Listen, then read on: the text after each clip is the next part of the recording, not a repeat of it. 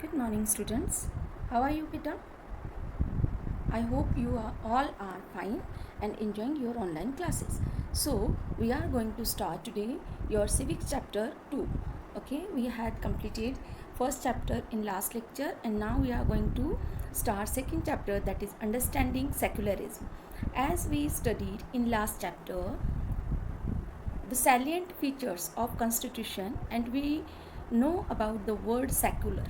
When a nation does not has its own specially religion, or it does not promote any kind of religion and give the equal weightage to all the religions and give citizens the right to follow, preach and practice the other religions, is called secularism. Correct? So let's understand it in detail. Here some examples to understand the same. Imagine yourself as a Hindu or Muslim living in a part of the United States of America. Suppose you are a Hindu by religion or a Muslim by religion, and you are living in United States of America, where Christian fundamentalism is very powerful. We all of know that in America Christian religion has the very high fundamentalism. Pakistan, Afghanistan, these are the Islamic country. Okay, suppose that despite being a US citizen, अगर आप US citizen हैं, despite मतलब ऐसा होकर भी, clear? So suppose that despite being a US citizen, no one is willing to rent their house to you. हमें ऐसी situation face करने को मिलती है कि हम यूएस के सिटीज़न होकर भी कोई हमें अपना मकान किराए पर देने के लिए तैयार नहीं है. How would this make you feel? तो फिर हमें कैसा लगेगा? Obviously very bad. Okay, would it not make you feel resentful? What if you decided to complain against the discrimination and were told to go back to India? अगर आप किसी से discrimination के बारे में बात करते हैं, डिस्क्रिमिनेशन का मतलब क्या होता है?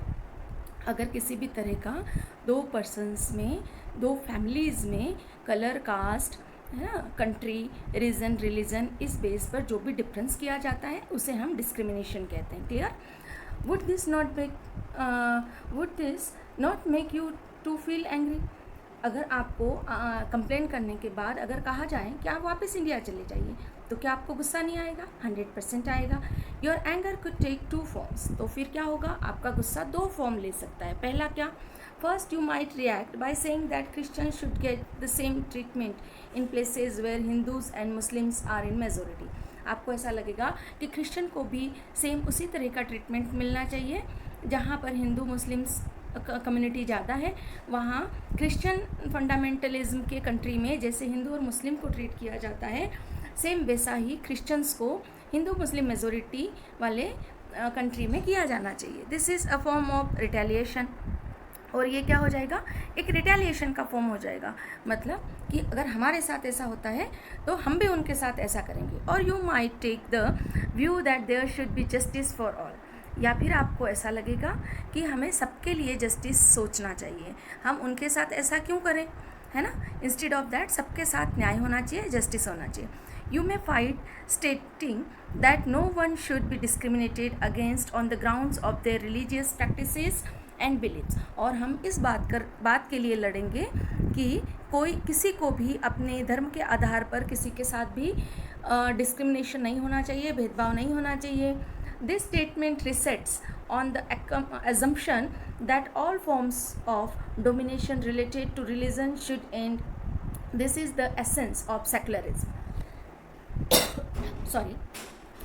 और जब हम ये सोचेंगे कि सबके साथ न्याय होना चाहिए, सभी धर्मों को समान स्थान मिलना चाहिए, और जब हम ये अज्यूम करते हैं, हमारी यही सोच, हमारा यही अजम्पशन जो होता है वो किसी एक धर्म के डोमिनेशन को ख़त्म करता है, और इसी को हम सेकुलरिज्म कहते हैं. So I hope you understood in detail, in deep sense, that what is exactly secularism. Clear?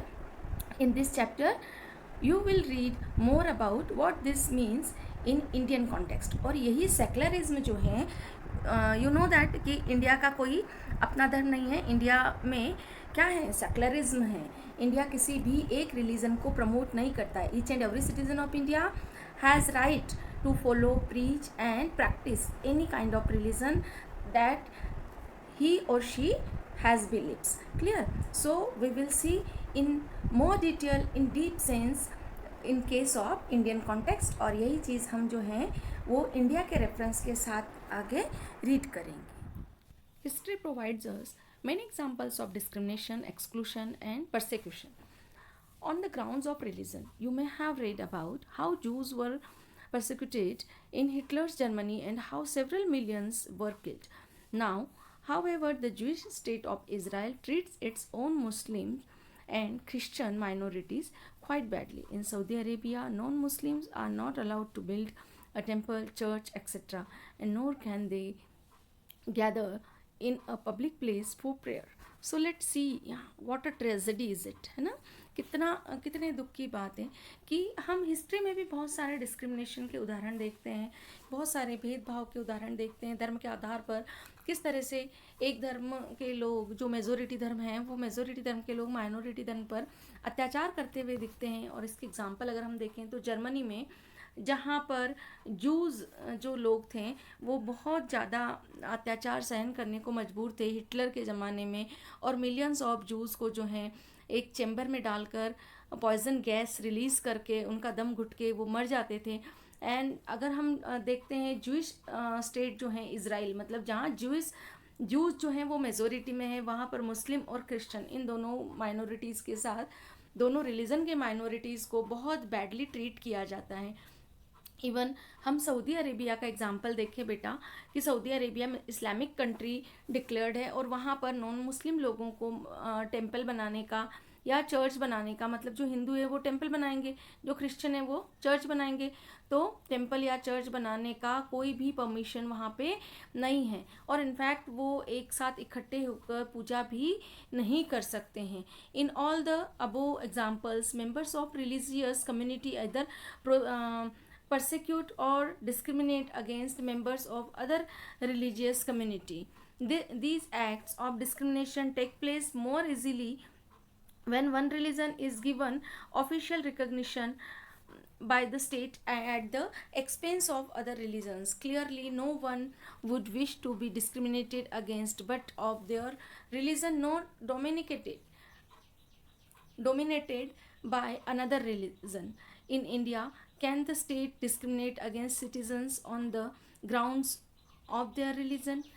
So, in this paragraph, we can read, we can understand that जब एक धर्म जो है दूसरे धर्म के कम्युनिटी पर, दूसरे रिलीजन के कम्युनिटी पर इस तरह का बिहेवियर करेगा तो हमारे पास दो ही रास्ते बच जाते हैं. एक तो चुपचाप हम उस अत्याचार को सहन करते रहें, या हमारे मन में विचार आता है कहीं ना कहीं कि जिस धर्म के लोग, जिस रिलीजन की कम्युनिटी हमारे साथ ऐसा बर्ताव कर रही है तो हम भी उस कम्युनिटी के साथ वैसा ही बर्ताव करें. और इससे क्या होगा, इससे प्रॉब्लम का सॉल्यूशन तो नहीं होगा बट ये प्रॉब्लम बढ़ती जाएगी और एक मेजोरिटी रिलीजन कम्युनिटी वाला जो एक मेजोरिटी रिलीजन कम्युनिटी दूसरी माइनर रिलीजन कम्युनिटी पर क्या करते जाएगी, डोमिनेट होते जाएगी. तो आगे प्रश्न पूछा जा रहा है कि क्या इंडिया में ये सब सिचुएशन है, क्या एक धर्म दूसरे धर्म को डोमिनेट करता है, क्या स्टेट को ये पावर है कि वो किसी एक धर्म की पॉपुलैरिटी करें, उसे प्रमोट करें. So we can say that कि नो, ऐसा इंडिया में नहीं होता है. क्यों नहीं होता है? Because India is a secular country, क्योंकि इंडिया एक सेक्युलर कंट्री है. Then let's see again in official language in a proper way that what is secularism. तो सेक्युलरिज्म क्या है? हमने प्रीवियस चैप्टर में जब हमने कॉन्स्टिट्यूशन के द्वारा जो राइट्स प्रोवाइड किए गए हैं, फंडामेंटल राइट, वहाँ पर भी हमने एक राइट पढ़ा था, freedom to follow the religion. हमें मतलब भारत के नागरिकों को, भारत के सिटीजन्स को, the citizens of India have fundamental right that he or she can follow the religion of his interest, of his trust.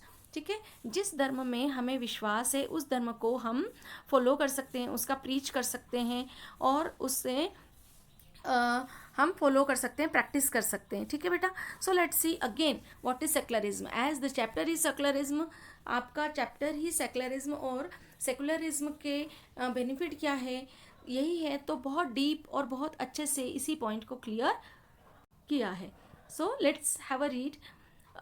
In the previous chapter you read about the Indian Constitution contains fundamental rights that protect us against state power as well as against the tyranny of the majority. tyranny मतलब वही अत्याचार कह सकते हैं या domination कह सकते हैं. तो अभी हमने जो हिंदी में डिस्कस किया, the same thing is written here, कि हमने प्रीवियस चैप्टर में क्या देखा. हमने प्रीवियस चैप्टर में देखा कि फंडामेंटल राइट जो है प्रोटेक्ट करता है किसी भी स्टेट पावर को, अर्थात किसी भी जो पावर में जो गवर्नमेंट होती है, स्टेट का मतलब यहाँ हम गवर्नमेंट से ले सकते हैं, कंट्री से ले सकते हैं. तो कंट्री में जो पावर चल रहा है, स्टेट पावर जो है वो हमें किसी भी डोमिनेशन से बचाएगी मेजोरिटी के, है ना. मतलब एक मेजोरिटी ग्रुप जो है दूसरे माइनॉरिटी ग्रुप पर किसी भी तरह के अत्याचार नहीं करेगा, किसी भी तरह का डोमिनेशन नहीं बताएगा. The Indian Constitution allows individual the freedom to live by their religious beliefs and practice as their interpret these. In keeping with this idea of religious freedom for all, India also adopted the strategy of separating the power of religion and the power of state. Secularism refers to this separation of religion from the state. अब state का मतलब मैंने अभी आपको बताया कि यहाँ पर हमें state का मीनिंग राज्य ऐसा नहीं लेना है, हमें जनरली स्टेट का मतलब यहाँ पर कंसीडर करना है पावर, ठीक है. तो किस तरह से पावर को, मतलब जो देश को गवर्न कर रही है ऐसी गवर्नमेंट को रिलीजन से इंडिया में दूर रखा है, ताकि किसी भी तरह का रिलीजन जो है वो डोमिनेट नहीं हो, एक रिलीजन दूसरे रिलीजन पर डोमिनेट नहीं हो. So here a picture has given. हमें एनसीईआरटी के फॉर्मूले पर अगर एग्ज़ाम पैटर्न फॉलो होता है तो बेटा इस तरह से पिक्चर जो है उसको एक्सप्लेनेशन के लिए या पिक्चर इंटरप्रिटेशन जिसे हम कहते हैं वो भी आता है. तो ये देखिए यहाँ पर हम देखते हैं इनके ड्रेसिंग सेंस से कि there are different people of community, different boys of community, and they are playing very well and very coordinating in a very coordinating way, ठीक है. वो क्या कर रहे हैं, एक दूसरे से कोऑर्डिनेट करते हुए बहुत अच्छे से यूनिटी से वो यहाँ पर खेल रहे हैं. तो हम इंडिया में देखते हैं कि India because of its secularism, ये सेक्युलर कंट्री है और इस वजह से इतना वास्ट कंट्री, सभी धर्म के लोग जो हैं वो यहाँ पर एक साथ रहते हैं, अपने अपने धर्म को फॉलो करते हैं, अपने अपने धर्म के पूजा स्थल बनाते हैं, है ना, ठीक है. So let's proceed. तो इस तरह से हमने सेकुलरिज्म की जो है वो प्रॉपर डेफिनेशन यहाँ पर देखी है. And your next point at page number 20 is that कि why it is important to separate religion from state. हमने इससे प्रीवियस पेज में क्या देखा कि इंडियन गवर्नमेंट जो है, इंडियन स्टेट जो है वो रिलीजन से सेपरेट है. अब सबसे पहली बात तो हमें ये पढ़ना है कि रिलीजन से सेपरेट होने का मतलब क्या, वो किसी धर्म को ही फॉलो नहीं करता है. किसी धर्म को फॉलो नहीं करने से लोगों को यहाँ अपने अपने धर्म की प्रैक्टिस करने की स्वतंत्रता है, फ्रीडम है. अपने अपने धर्म को प्रीच करने का स्वतंत्रता है, फ्रीडम है. अपने अपने धर्म के ट्रेडिशंस को फॉलो करने का, कल्चर को कंजर्व करने का जो है वो फ्रीडम है. जनरली सेकुलर का मीनिंग जो आज की यंग जनरेशन है वो ये सोचती है किसी भी धर्म में विश्वास करो, अपना धर्म छोड़कर किसी भी धर्म में विश्वास करो. Instead of that we should have to better concept clear about the secularism. Secularism says that conserve your own religion, conserve your own beliefs, conserve your own way of preach, conserve your own practice of religion. Are you getting me बेटा? तो हमारे धर्म की, हमारे संस्कृति का conservation तभी होगा जब आज का यंग जनरेशन सेकुलरिज्म का प्रॉपर मीनिंग समझेगा. Secularism is not in any way the changes of religion. Changes of religion तो वहाँ होगा ना जहाँ पर उन्हें अपने धर्म को फॉलो करने का राइट नहीं मिल रहा है. But Indian constitution gives to you, to all the citizens of India, to right the concern of our own religion. then why should we can't understand the proper meaning of secularism? So let's proceed. It is not part कि मैं किस बात को आपको, but I just want to कहीं जो youth generation है उसका ब्रेन वॉश होता है. Secularism means follow the other religion and just leave our religion. That is secularism. Secularism means to follow any religion. Yes, you have that right, beta.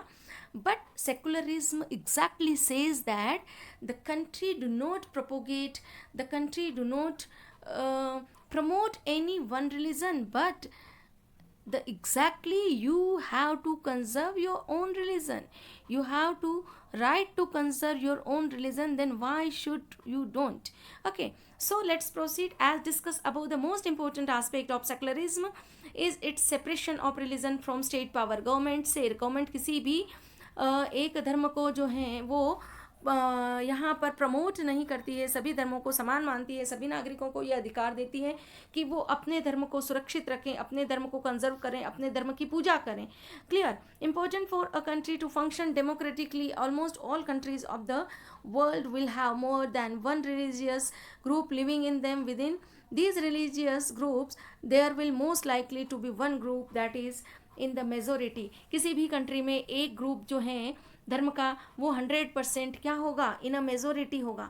पर अगर वहाँ secularism नहीं होगा तो क्या होगा, एक जो रिलीजन है वो दूसरे रिलीजन पर डोमिनेशन जताएगा, और चूँकि उसे स्टेट की भी प्रोटेक्शन मिलेगी, है ना, उसे पावर की प्रोटेक्शन मिलेगी, तो उसका डोमिनेशन जो है वो बढ़ता ही जाएगा.